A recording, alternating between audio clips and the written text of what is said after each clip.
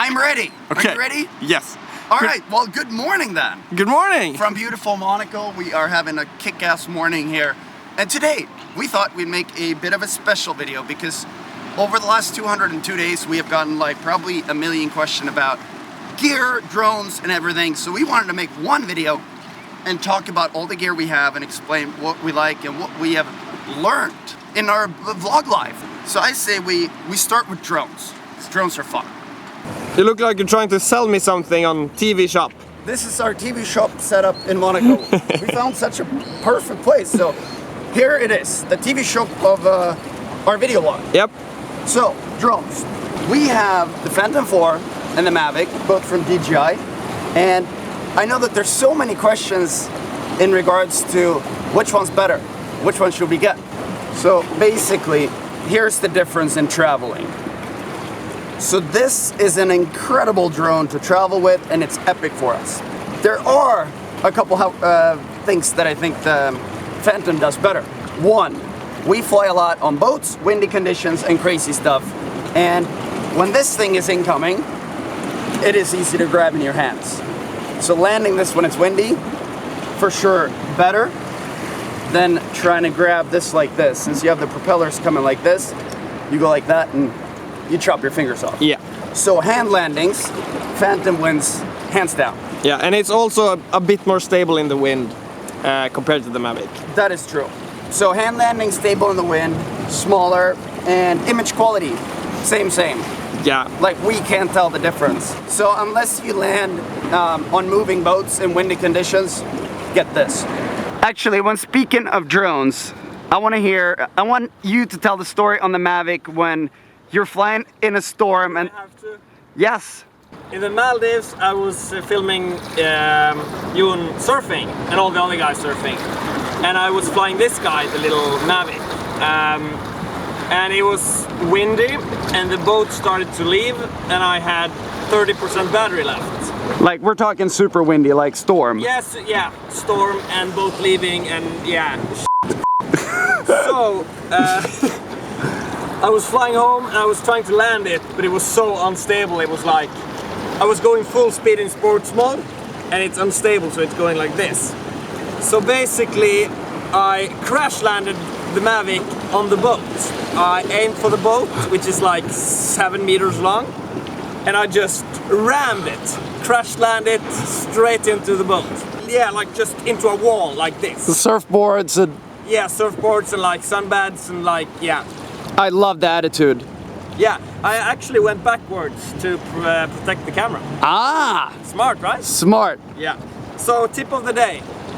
Avoid boats and storms and Yeah, or just go for it and crash land it. Or just crash land, yeah. Still alive. It's durable. I love it. Okay, so cameras. We are now shooting on the Leica SL. And here we have the Leica Q on the Fiatech gimbal. Let me fire this up here. So this is a setup that we have started to use more.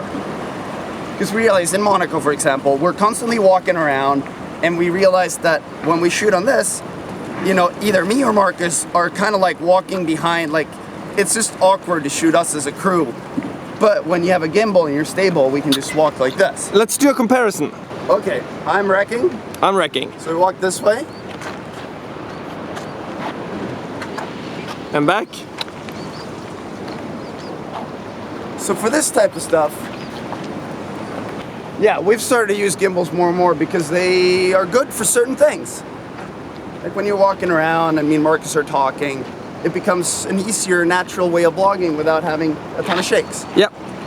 So yeah, we like gimbals. So basically, 2 main cameras.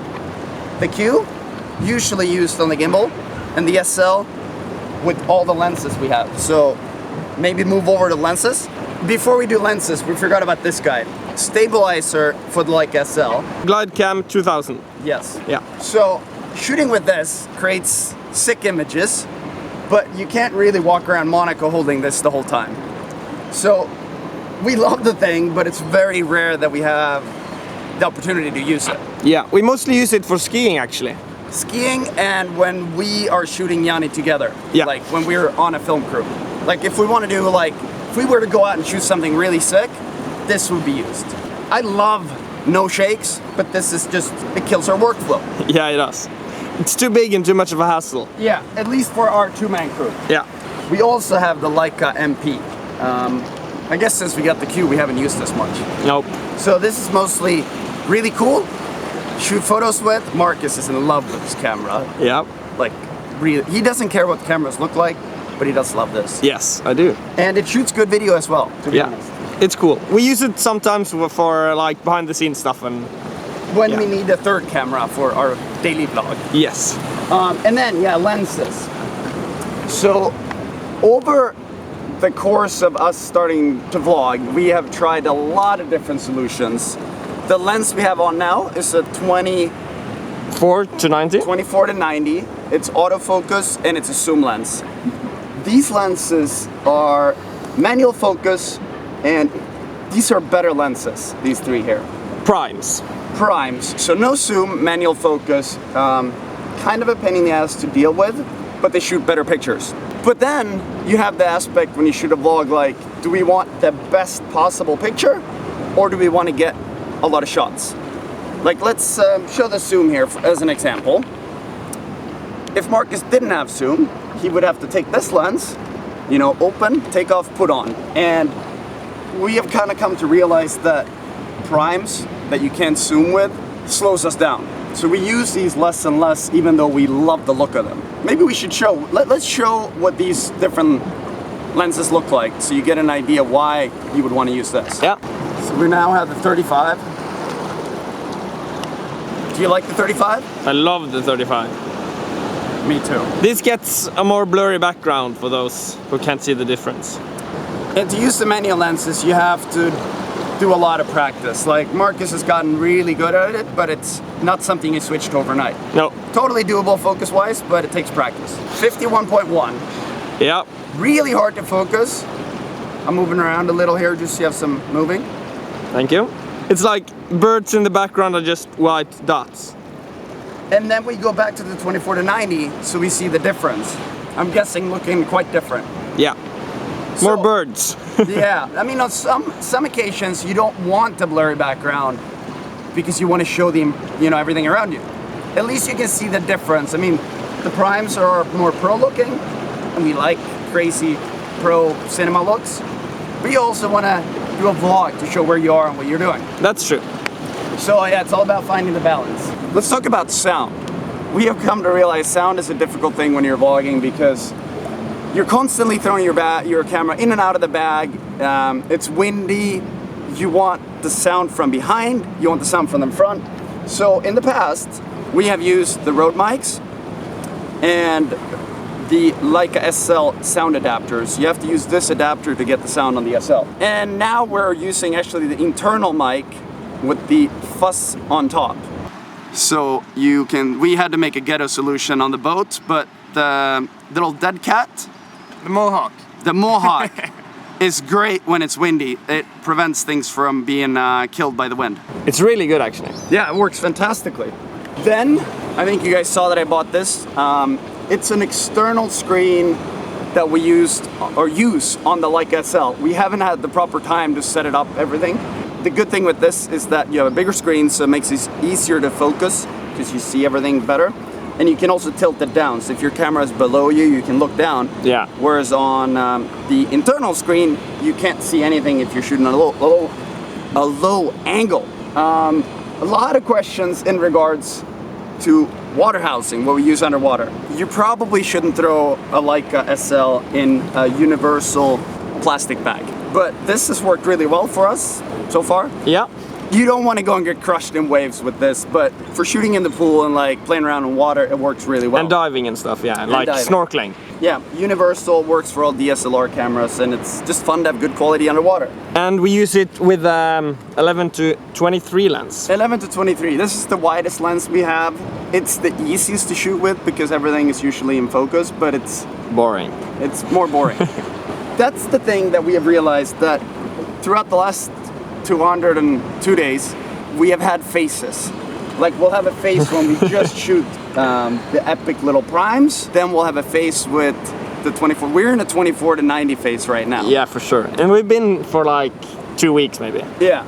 And then we had a phase with pretty much only this. Yeah, that was a nice face. Yeah, it was good. Let's move to this. Does anyone know what this is? I know. I think you're the only one who knows. It's a video recording device.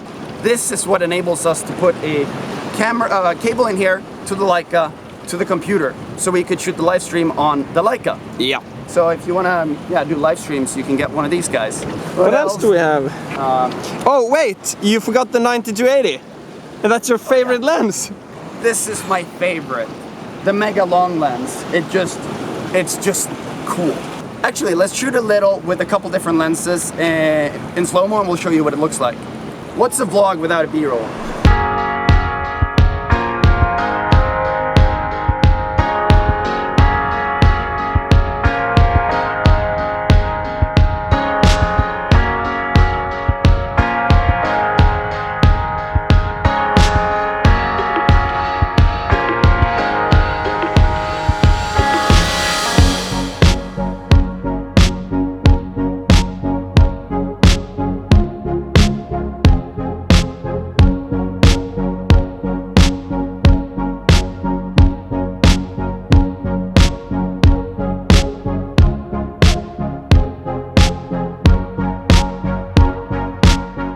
I know one thing that we kind of haven't talked about. Okay. Why have we chosen the Leica Q and the Leica SL? Do you wanna, if you answer to the SL, I can answer to the Q. The SL is the colors. That's my main thing for the Leica. Slow motion and colors. It's good. It's a good camera.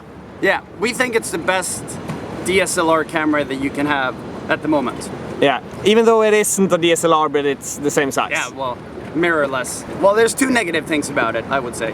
One is the, no, three. If you want to use a shotgun mic, you have to use this adapter. That's stupid. That is unnecessary. Two, if you compare this to a Sony in low light, the Sony will kill this any day of the week. Third thing, when you shoot in 4K, it's a heavy file format from Leica to edit in 4K in the computer. And then this guy, it's super light, it takes incredible photos, shoots really nice video, and yeah, for being a small camera, it's just incredible. Yes, it is. Downside is you only have 30 and 60 frames per second. We would have wanted maybe 4K option or 24 frames.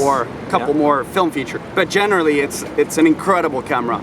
If I were to buy one camera and just have one for photo and film, it would actually be the Leica Q. And Yanni loves it too. Yanni loves it as well. Like anyone who tries this falls in love with it. One thing we haven't talked about is slow motion and regular speed. On the Leica SL, we shoot 24 frames per second for all the stuff when we're talking. And then all the slow-mo is usually shot in 120, which is like really slow motion.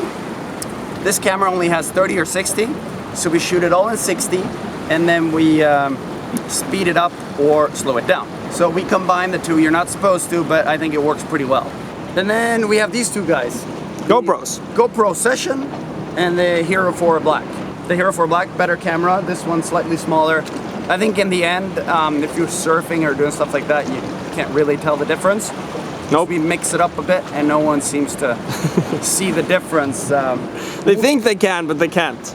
Yeah, you probably could comparison-wise, but yeah, both are good cameras. But we try to avoid using it as much as possible because we want to shoot the best possible picture.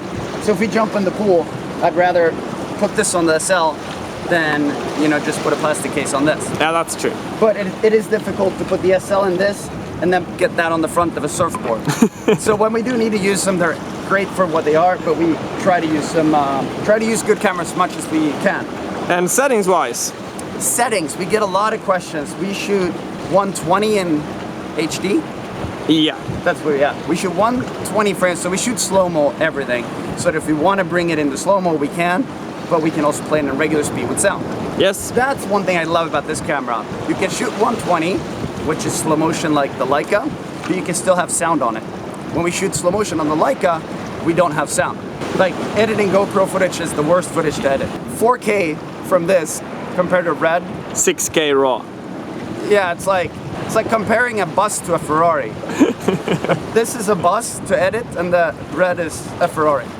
And Ferraris are fast. Ferraris are fast, and I mean a Lambo. I'm a Lambo guy, so we should compare it to a Lambo. So yeah, I hope we sort of went through everything we have, and that we managed to squeeze all the questions into one vlog. And if we missed anything, just feel free to comment, and we'll make sure to reply to all the technical questions. Yep. I hope we got everything in there. But yeah, bottom line is like, we want to like have the same quality as Michael Bay when he shoots Transformers, but we also want to make sure that we keep content the way it should be, because I know you guys hate when we shoot beautiful things that are boring. We want to produce the best vlogs on the internet, and it's by no means easy. We try our best every single day, and I hope you guys like it, and we'll see you guys tomorrow. That we will. I hope you guys enjoy this. I think it's better to do one vlog with everything in it than to just spread everything out and show a normal day when we just go to the grocery store. Yes. So yeah, enjoy this, and we'll come back with a full big day vlog tomorrow. Ciao. Bonne nuit. Okay, sorry. Well, no. Ciao. Ciao. Ciao.